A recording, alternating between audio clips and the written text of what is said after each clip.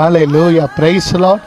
நியாயாதிபதிகள் 6வது அதிகாரம் 12வது வசனத்தில் கர்த்தருடைய தூதனானவர் அவருக்கு முன்பாக தரிசனமாகி, பராக்கிரமசாலியே, கர்த்தர் உன்னோடு இருக்கிறார் என்றார். நியாயாதிபதியா இருக்கிற கிதியோனுக்கு தாங்க தேவ தூதர் சொல்றாரு, பராக்கிரமசாலியை, கர்த்தர் உன்னோடு இருக்கிறார்.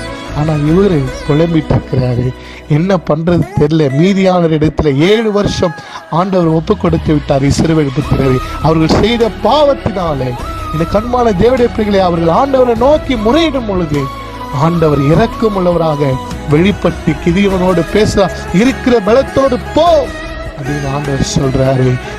கிதியோனோ கர்த்தருக்குள்ள அவரை திடப்படுத்தி கொண்டு தன்னை ஹல்லேலூயா இருக்கிற 1,35,000 ஜனங்களை எதிர்த்து போராடணும். இவங்க போனதோ 32,000 பேர். ஆனா அதுல 10,000 பேர் தான் போனாங்க, மிச்சம் இருந்தவங்க ஓடி போயிட்டாங்க. என்ன நடந்தது? அந்த 10,000 ஜனங்கள்ல மறுபடியும் 9,700 பேர் ஓடி போயிட்டாங்க. 300 பேர் தான் இருக்கிறாங்க. கிதியோனுக்கோ ஒன்றும் புரியல. ஆனா கர்த்தர் சொன்ன வார்த்தையின்படியே நீ போ, உன் கூட நான் இருக்கிறேன்னு சொன்னார். பார்த்தீங்களா, அந்த வார்த்தை தாங்க கிதியோனுக்கு ஒரு பெரிய ஆறுதலா இருந்தது. 300 பேரை வைத்து கொண்டு அந்த 1,35,000 பேரை முறியடித்தாங்க.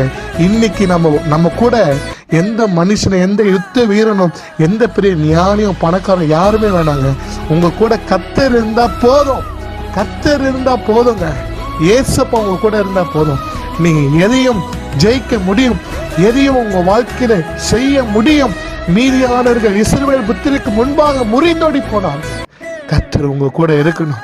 ஆண்டவரே எங்க கூட இருங்கன்னு சொல்லுங்க. God bless you. God bless you.